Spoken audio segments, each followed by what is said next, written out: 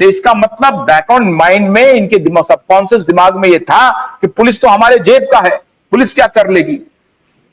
क्योंकि शराब के नशे में तो बहुत सारे लोग रहते हैं, क्या नशे में सारे लोग यही काम करते हैं? नहीं करते हैं। इसका मतलब है कि क्रिमिनल माइंड उसका काम कर रहा था और उसके बैकअप जो सबकॉन्शियस दिमाग में कहीं ना कहीं पुलिस का समर्थन भी रहा होगा।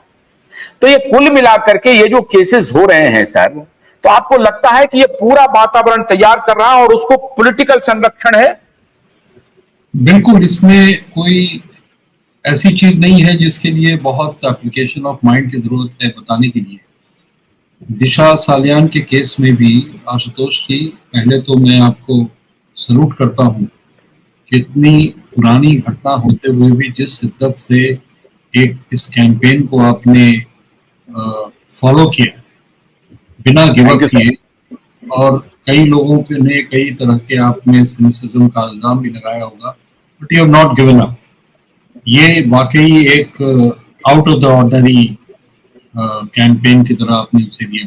लेकिन अगर उस केस को भी देखें तो दो पॉलिटिकल पार्टी, एक बिहार और एक महाराष्ट्र, उस दोनों पार्टी के अपने अपने, एक पार्टी इंटरेस्टेड थी इस केस को रफा दफा करने में, कवर अप करने में।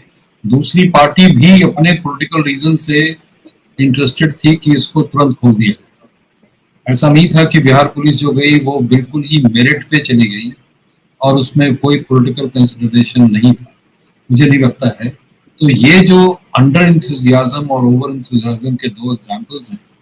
उसी तरह का बंगाल के केस, जो कलकत्ता का केस है, उसमें टोटल इंडिफरेंस या बिल्कुल शाइंग अवे फ्रॉम रिस्पॉन्सिबिलिटी का ये है। दैट मीन्स कि law and order completely politicised हो गया है और एक डेंजरस ट्रेंड है। स्टेट का पार्ट है लॉ एंड ऑर्डर, इसमें डायरेक्ट सेंटर की दखलंदाजी नहीं होती है। एक क्राइम है, एक रेप हुआ है, हीनियस क्राइम है, मर्डर हुआ है, हीनियस क्राइम है, लेकिन वो रिस्पॉन्सिबिलिटी उसको हैंडल करने की स्टेट की है। और स्टेट अगर उसको पॉलिटिकल चश्मे से देखने लगेगा तो आज कल महाराष्ट्र में हुआ, बिहार में हुआ, आज बंगाल में हो रहा है, और ये ट्रेंड पूरे देश में बनेगा कि अगर क्रिमिनल्स को ये सिग्नल चला गया बाय एंड बाय कि किसी पॉलिटिकल पार्टी के साथ, स्पेशली पार्टी इन पावर के साथ हाथ मिला लो, डायरेक्ट या इनडायरेक्ट, फोटो खिंचवा लो, आना जाना करो अफसरों के पास या नेताओं के पास, तो खुद जब वो ट्रबल में पड़ेगा तो यही नेता, यही पुलिस ऑफिसर उसको डिफेंड करने में बाध्य होंगे। उसको मेरिट पे ना देख के, वो सिविल डिफेंस का वॉलंटियर भी अगर था और गलती से उसका रिक्रूटमेंट भी इन लोगों ने कर लिया था, उसको डिसोन करने में क्या परेशानी हो रही थी कलकत्ता पुलिस को।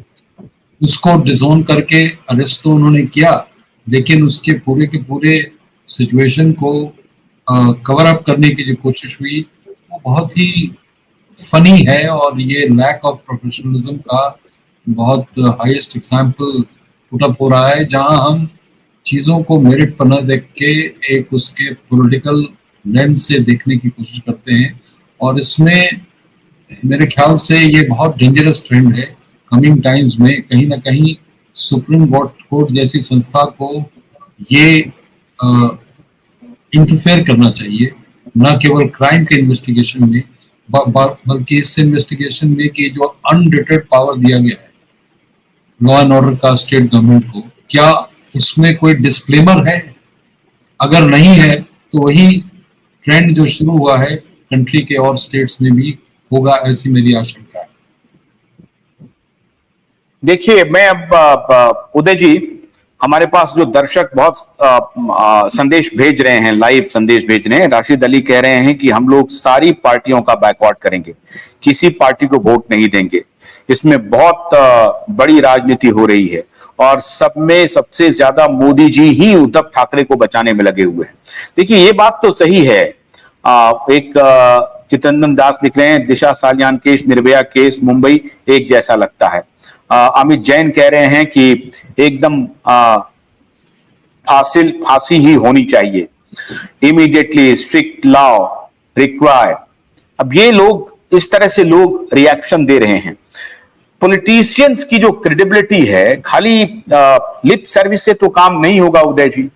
हमारे प्रधानमंत्री लाल किले की प्राचीर से उन्होंने अफसोस जताया, दुख जताया, लेकिन जब इनसे यह पूछा जाता है कि आपने दिशा सालियान को न्याय क्यों नहीं दिलवाया, क्या बात हो गई।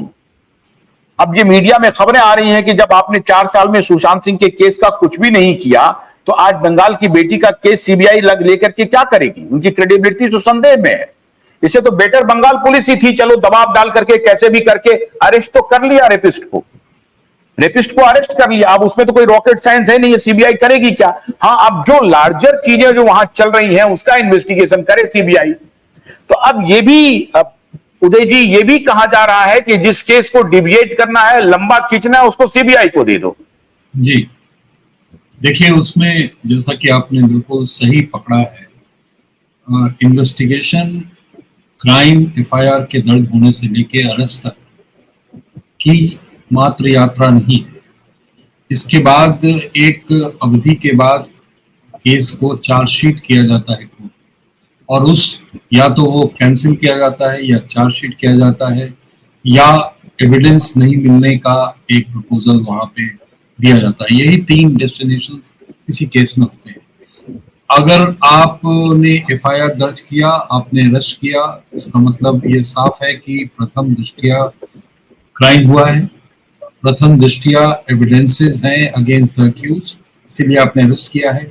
लेकिन उसके साथ जो सपोर्टिंग एविडेंस होती है उसको खड़ा करना एक पुलिस इन्वेस्टिगेशन का ही वो इम्पोर्टेंट पार्ट है।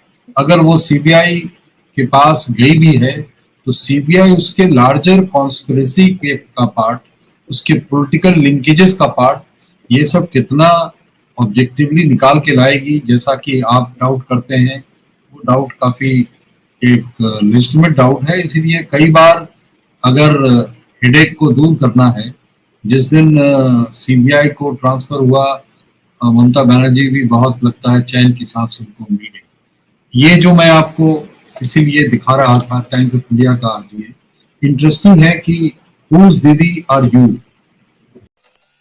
गन्ने की कड़ी बुनियाद, जिसे मराठी में खुड़किया और कुछ उत्तर भारत के क्षेत्रों में खुटकी भी कहा जाता है, उसे केवल भोलानाथ का 2-in-1 बैटरी ऑपरेटेड हार्वेस्टर कम ब्रश कटर आसानी से और बिना रुकावट के काट सकता है।